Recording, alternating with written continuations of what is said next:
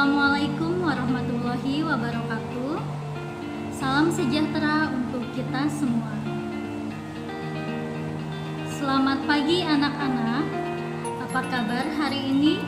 Semoga anak-anak selalu dalam keadaan sehat walafiat. Amin ya robbal alamin. Alhamdulillah bertemu kembali hari ini bersama Ibu Kiki, Ibu Hesti, dan Pak Firdaus, yaitu Bapak dan Ibu guru kalian. Walaupun dalam kondisi daring atau pembelajaran jarak jauh, namun kita harus tetap semangat belajarnya ya.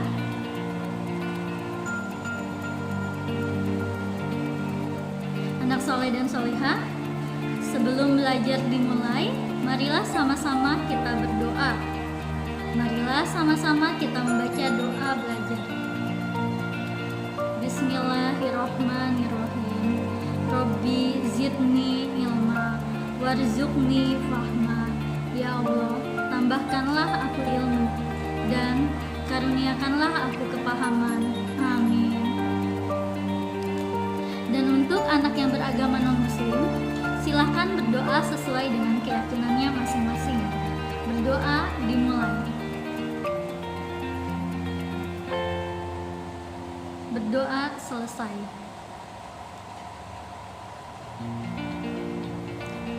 Materi kelas 3 hari ini yaitu tema 1, pertumbuhan dan perkembangan makhluk hidup. Subtema 3, pertumbuhan hewan.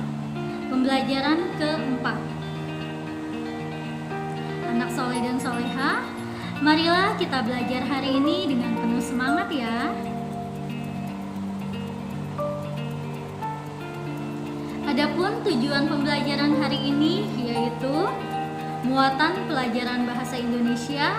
Siswa dapat menuliskan pokok-pokok informasi yang disajikan tentang pertumbuhan dan perkembangan kupu-kupu dengan tepat. Yang kedua, muatan pelajaran PPKN.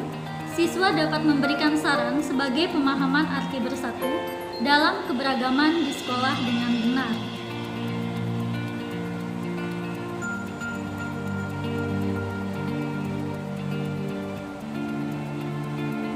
Ayo mengamati. Kamu sudah mempelajari pertumbuhan hewan. Kamu juga sudah mempelajari perkembangbiakan hewan. Hewan berkembang biak dengan cara yang berbeda-beda. Ada hewan yang berkembang biak dengan cara bertelur, ada juga hewan yang berkembang biak dengan cara melahirkan. Setiap tahapan perkembangbiakan hewan juga berbeda-beda. Amati gambar di bawah ini. Ada gambar telur ayam, anak ayam, dan induk ayam. Ada juga gambar kupu-kupu. Kupu-kupu dan ayam adalah hewan yang berkembang biak dengan cara bertelur. Tahapan daur hidup kupu-kupu dan daur hidup ayam juga berbeda-beda. Daur hidup ayam dimulai dari telur, kemudian anak ayam, selanjutnya ayam dewasa. Daur hidup kupu-kupu dimulai dari telur, kemudian telur menetas menjadi larva, selanjutnya berubah menjadi kepompong, dan terakhir kepompong berubah menjadi kupu-kupu. Nah, di sini ada pembahasannya ya, anak soleh dan solehah. Telur, kemudian berubah menjadi ulat, kepompong, dan kupu-kupu. Gambar di atas menunjukkan daur hidup kupu-kupu. Setelah beberapa hari, telur kupu-kupu menetas menjadi ulat. Ulat memakan daun-daunan sehingga tubuhnya menjadi besar. Ulat mencari tempat untuk berdiam diri dan membentuk kepompong. Setelah itu, tubuh ulat berubah menjadi kupu-kupu. Semua makhluk hidup memiliki daur hidup. Betapa sempurnanya ciptaan Tuhan. Nah, di sini adalah tahapan daur hidup kupu-kupu, anak soleh dan solehah. Jadi ada 4 tahapan daur hidup kupu-kupu. Yang pertama, tahap pertama yaitu telur. Daur hidup kupu-kupu dimulai dari telur yang dikeluarkan kupu-kupu dewasa. Telur kupu-kupu biasanya berada di permukaan daun. Di sini ada gambarnya ya, anak soleh dan soleha. Di sini ada telur kupu-kupu yang berada di permukaan daunnya. Selanjutnya, tahapan kedua yaitu ulat. Setelah beberapa hari, telur kupu-kupu menetas menjadi larva atau ulat. Ulat memakan daun-daunan sehingga tubuhnya menjadi besar. Selanjutnya, daur hidup kupu-kupu tahap ketiga yaitu kepompong. Setelah berumur kurang lebih 2 minggu, ulat akan berhenti makan. Ulat mencari tempat untuk berdiam diri. Kemudian perlahan akan menutupi tubuhnya dengan serat yang berasal dari air liur ulat. Pada saat itu, ulat berubah menjadi kepompong. Ini di sini gambar kepompong ya anak-anak. Kalau yang nggak tahu kepompong seperti apa, di sini ada gambarnya. Dan yang terakhir, tahap keempat yaitu kupu-kupu. Kepompong kemudian akan menetas menjadi kupu-kupu. Setelah masa perubahannya selesai, kepompong kemudian menetas menjadi kupu-kupu. Kupu-kupu kemudian akan kembali bertelur. Ya, telur itu berasal dari kupu-kupu dewasa.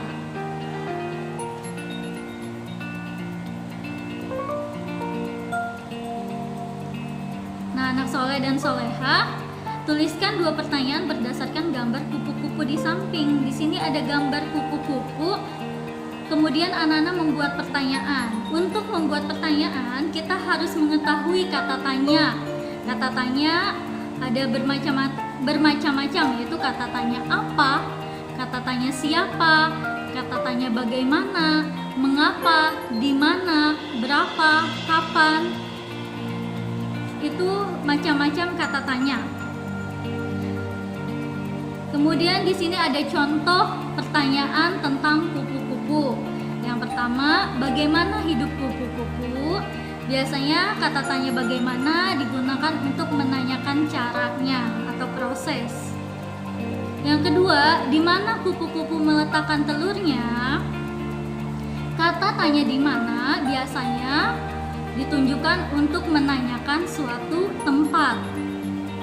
Ketiga, apa makanan utama kupu-kupu?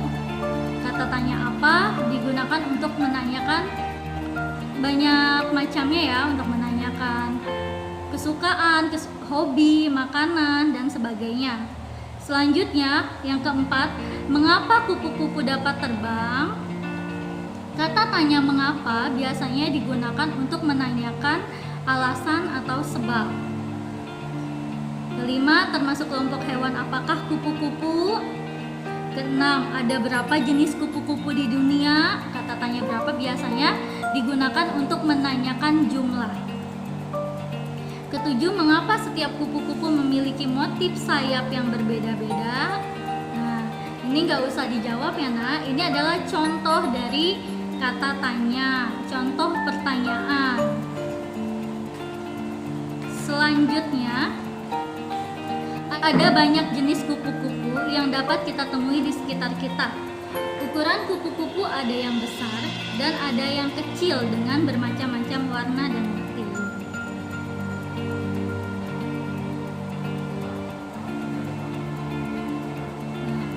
Siapa yang pernah memberikan saran secara lisan atau tulisan? Bagaimana tanggapan temanmu? Apakah dia mau menerima saranmu? Apa yang harus dilakukan agar saranmu dapat diterima baik oleh temanmu?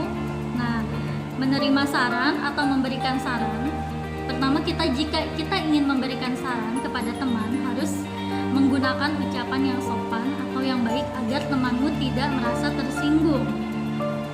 Kemudian, jika ada temanmu yang memberikan kamu saran, sebaiknya kamu dengarkan dan kamu terima dengan lapang dada. Jika kita ingin menyampaikan saran, biasanya kita gunakan dengan kata sebaiknya. Contoh nih, Adi sering membuang sampah sembarangan. Sebaiknya yang harus kamu ucapkan ke Adi adalah, sebaiknya Adi membuang sampah pada tempatnya. Itu adalah contoh saran yang baik dengan bahasa yang baik.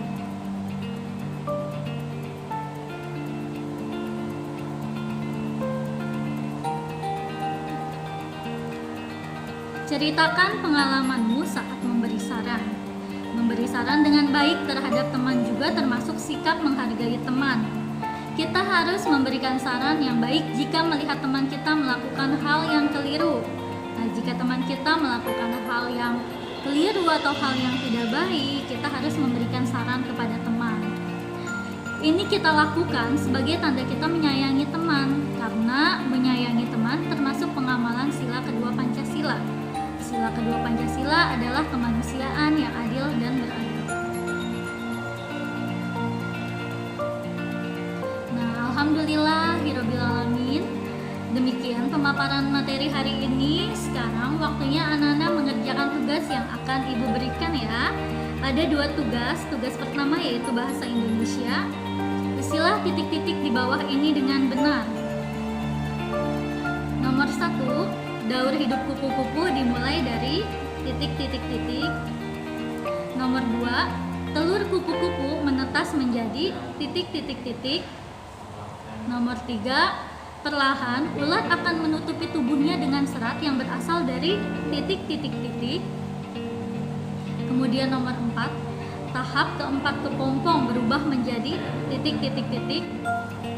Nomor 5, kata kupu-kupu jika dibuat menjadi pertanyaan adalah titik-titik-titik. Tadi ada ya anak soleh dan soleha, contohnya kalau anak soleh dan soleha mau membuat pertanyaan yang beda dari yang tadi udah Ibu bacakan, boleh, nggak apa-apa, lebih bagus. Kemudian tugas 2, muatan pelajaran PPKN. Isilah titik-titik di bawah ini dengan benar. Nomor 6, contoh perilaku yang sesuai dengan pengamalan Pancasila sila kedua adalah titik-titik-titik. Nah, nilai-nilai yang terkandung pada sila kedua Pancasila yaitu nilai-nilai kemanusiaan. Maka contoh perilakunya apa ya? Itu sudah dibahas juga ya anak soleh dan soleha. Kemudian nomor 7, memberi saran terhadap teman harus menggunakan ucapan yang titik-titik-titik. Nomor 8, jika ada teman yang memberikan saran terhadap kamu, sebaiknya kamu titik-titik-titik. Nomor 9, kamu melihat adik membuang sampah sembarangan, sikapmu sebaiknya titik-titik-titik. Dan nomor 10, yang terakhir, kamu melihat Banu mencontek ketika ulangan, sikapmu sebaiknya titik-titik-titik.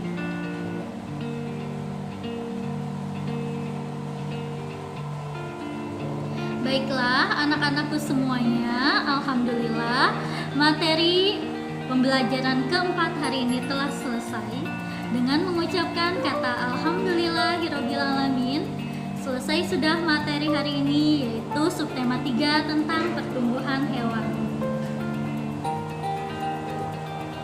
Mudah-mudahan ilmu yang didapat hari ini bisa bermanfaat dan dapat diamalkan. Terima kasih atas perhatiannya. Sampai jumpa lagi di pembelajaran selanjutnya.